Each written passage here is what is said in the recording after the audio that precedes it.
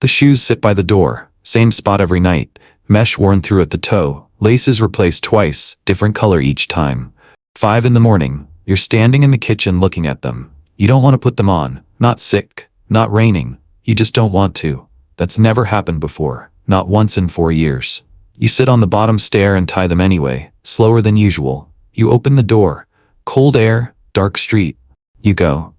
3 days from now, something smaller is going to ask you the same question, and the answer won't be about the shoes at all. You're 27. You work at a print shop in Boise, running the big offset press most days, sometimes covering the front counter when someone calls in sick. $47,000 a year. It's fine. It's not a complaint, it's just a number. You buy the shoes from an outlet store. $42, the kind on the clearance rack nobody else wanted in that size. You're not buying them because you love running. You buy them because a doctor mentioned, almost as an aside, that you should move more, and the shoes are the cheapest version of taking that seriously. The same week, you open a banking app called Anchor. You'd read something, an article you don't even remember where, that said most people wait until they feel ready to save. And the ones who actually build something are the ones who automate it before they feel anything at all. Motivation, the article said, isn't the starting line. It's a reward that shows up later if it shows up at all. You don't believe that yet. You just follow the instructions anyway. $90 a month, the first of every month, into an account you don't think about again. Neither decision feels like anything. That's worth saying plainly, because looking back, you'll want to believe there was a moment of resolve. There wasn't. There was a doctor's comment and an article you half read on a lunch break, and a version of you willing to act on both before you had any reason to believe either would matter. You run for the first time on a Tuesday. 8 minutes before, you have to stop and walk. You feel ridiculous doing it, slow and a little out of breath in front of your own house at 6 in the morning, hoping none of your neighbors are awake to see it. Raina, who works at the press next to yours, asks why you've started coming in 15 minutes earlier than usual. Started running, you tell her. Like for fun? Not really. Just started. She laughs, not unkindly, and goes back to her own work. That's the whole conversation. Nobody asks a follow-up question. Nobody should have to. There's nothing yet worth asking about. $90 a month and 8 minutes of jogging is not a story anyone would want told to them. This is the part that's easy to skip over later, when the number gets big enough that people start asking how you did it.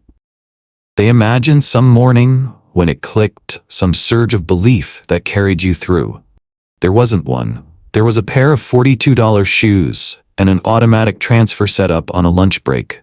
2 decisions made by someone who didn't feel ready for either of them and did them anyway. Most people wait to feel like a saver before they save, and to feel like a runner before they run. You skipped that part. You didn't feel like either one. You just set both wheels turning and let the feeling catch up whenever it wanted to. It would take over a year to catch up. Nothing that matters announces itself on day 1. 3 days after the morning with the shoes, the smaller thing arrives. You're scrolling on your phone before bed when an ad catches you mid-thumb. A weekend sale, a jacket you don't need, 30% off if you order tonight. You open the Anchor app out of habit just to see what's sitting there, and for a second, you actually consider pausing the transfer scheduled for the 1st. Just this once. Just to free up the room. You sit with your thumb over the toggle for longer than the decision deserves. You don't pause it. It's not dramatic. Nobody's watching. You just close the tab, put the phone on the nightstand, and the transfer goes through 3 days later, exactly the way it was always going to. Because you never actually touched anything.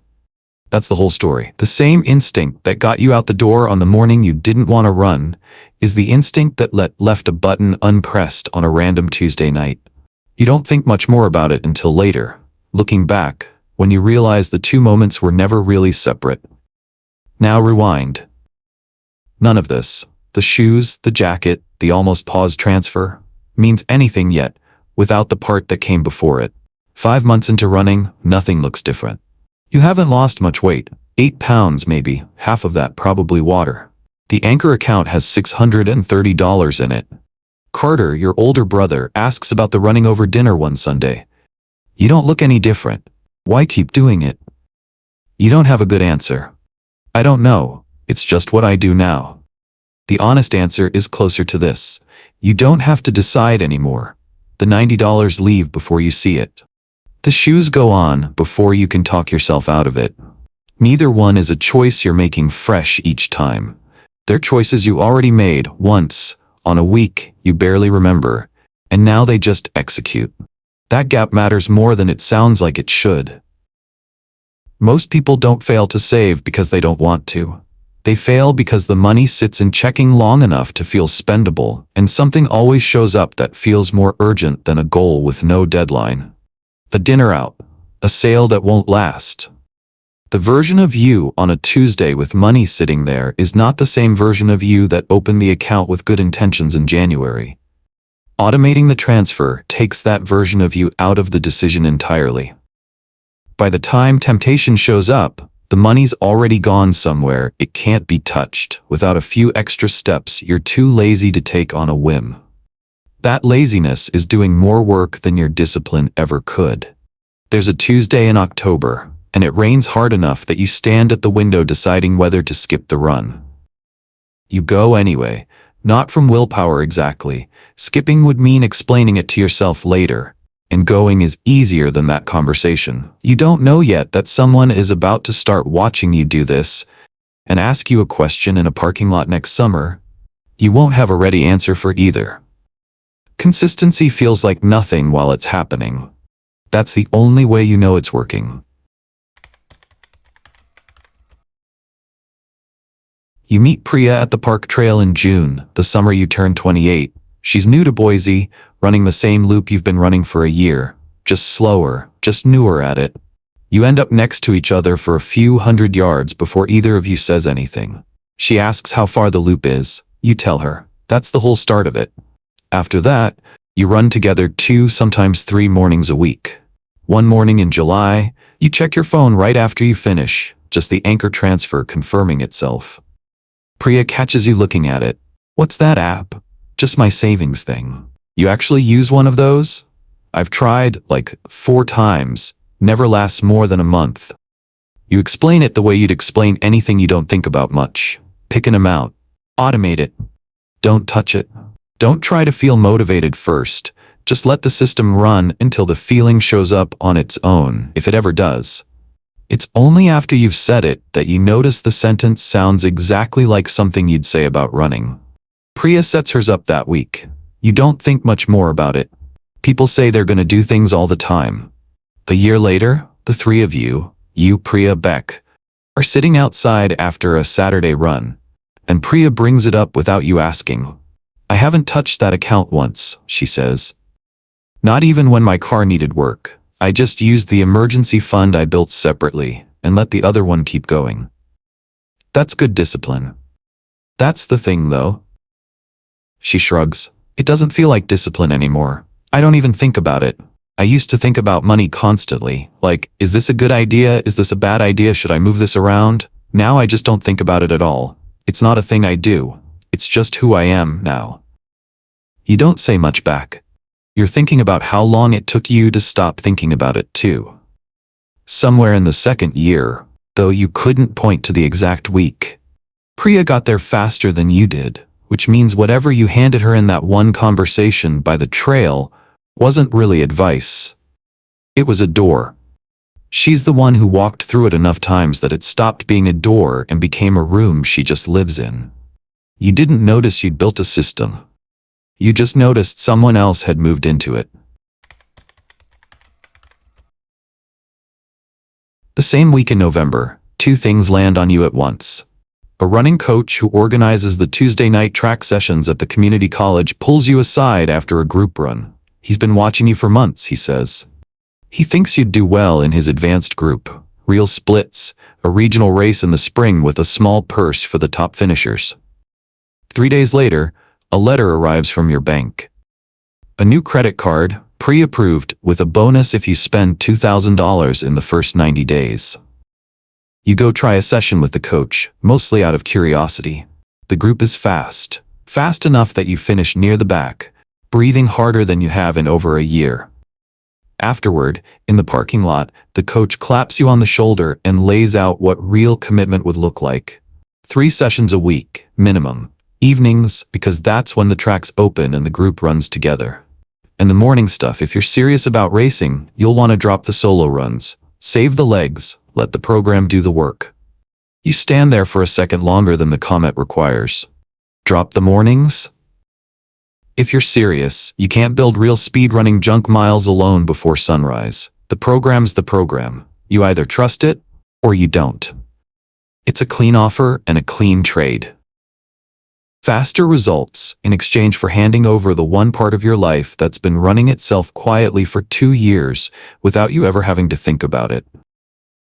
You'd be replacing your system with his. You tell him you'll think about it.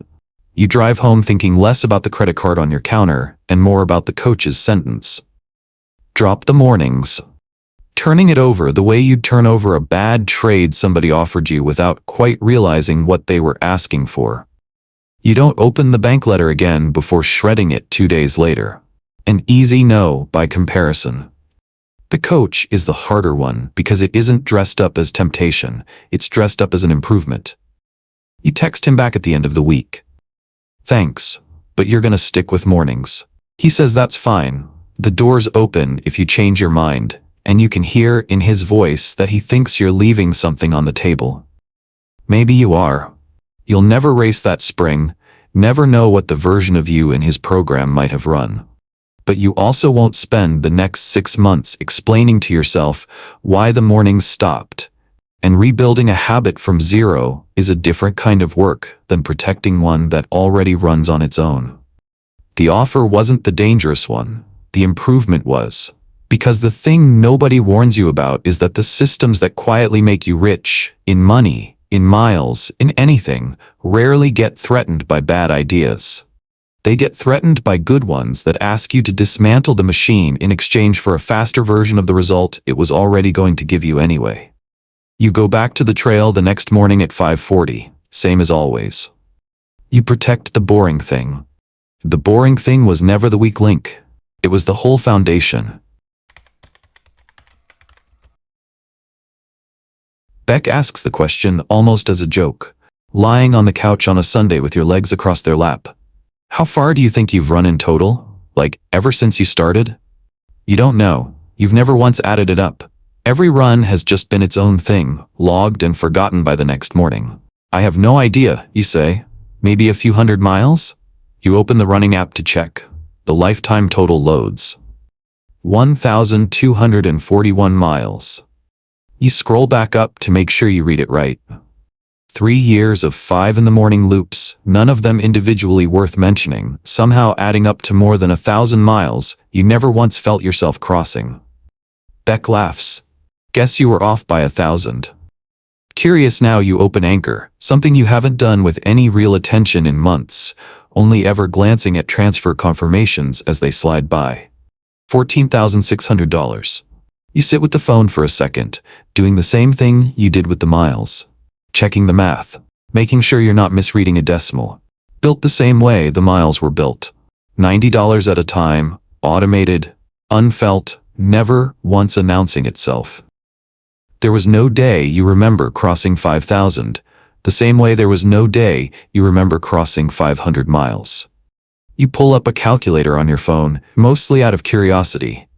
You leave the contributions exactly where they are, $90 a month, and just change one thing, where the money sits. Not a savings account anymore, an index fund, averaging what the market has averaged for the better part of a century.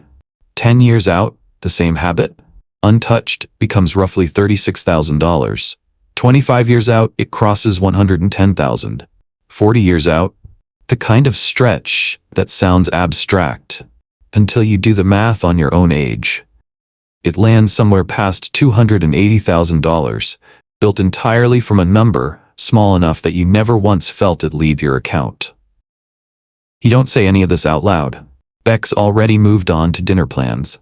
But you sit there another minute with the calculator still open, thinking about how the $14,600 in front of you isn't really the number. It's a snapshot of a machine mid-run. The same way 1,241 miles is just wherever the odometer happened to land the night someone asked. The machine doesn't care that you weren't watching. It was never waiting for your attention to begin with. You never felt the miles add up. You never felt the dollars add up either. That was never an accident. That's what compounding actually looks like from the inside. Nothing for a long time. And then a number that makes you check the math twice. This brings you back to the morning at the start of all this. 31 years old, standing in the kitchen doorway at 5 in the morning, looking at the same pair of shoes, resoled once, laces replaced twice, and not wanting to put them on for the first time in 4 years. You didn't understand it then. You understand it now, a few days later, looking back. It wasn't the running. The running was never the problem. 2 days earlier, a fund you'd invested in through work had dropped sharply. Nothing catastrophic, just enough to sting. And the same week, a tense meeting at the print shop left you replaying a conversation in your head long after you should have stopped. Your body wasn't tired. Your mind was, in a way that's harder to name and easier to mistake for not wanting to run at all. You run into Soledad a few days after that morning, at the coffee shop near the trailhead. She used to manage your branch back when you first opened the Anchor account, years ago now, before she retired. You haven't spoken in a long time. She asks how things are going. You almost answer with the truth, that things are fine, financially, that the number's bigger than it's ever been. Instead, you find yourself telling her about the shoes. In the morning, you didn't want to put them on. She listens, then says something simple. Sounds like the same thing. Just 2 different shoes. You laugh, but she's not wrong. Standing there with a coffee going lukewarm in your hand, you realize you've been telling 2 stories for years that were actually the same story the whole time. One about miles, one about dollars. Both were built by a version of you that showed up on the days it didn't want to, because showing up was the agreement, not the mood. You go home. You sit on the bottom stair, the way you have 1,000 mornings before this one. You tie the shoes, not because you suddenly want to. You still don't, particularly this morning. You tie them because that's the agreement you made with yourself a long time ago, on a week you can barely remember now, when a doctor mentioned moving more and an article mentioned automating your savings, and neither felt like anything at all. You open the door, cold air, dark street. You go. Nobody gets rich because of $90. They get rich because they become the kind of person who never stops sending it. Across town, at the same outlet store where you bought your first pair, someone is standing in the shoe aisle holding a clearance pair. $44 now, turning the box over to check the size. He's not sure if he'll actually use them. He's telling himself it's just in case. He doesn't know yet what $90 a month does over 40 years. He doesn't know what 1,000 quiet mornings turn into when nobody's counting them. He puts the shoes in the cart. He still thinks he's buying shoes. He's actually buying a future version of himself,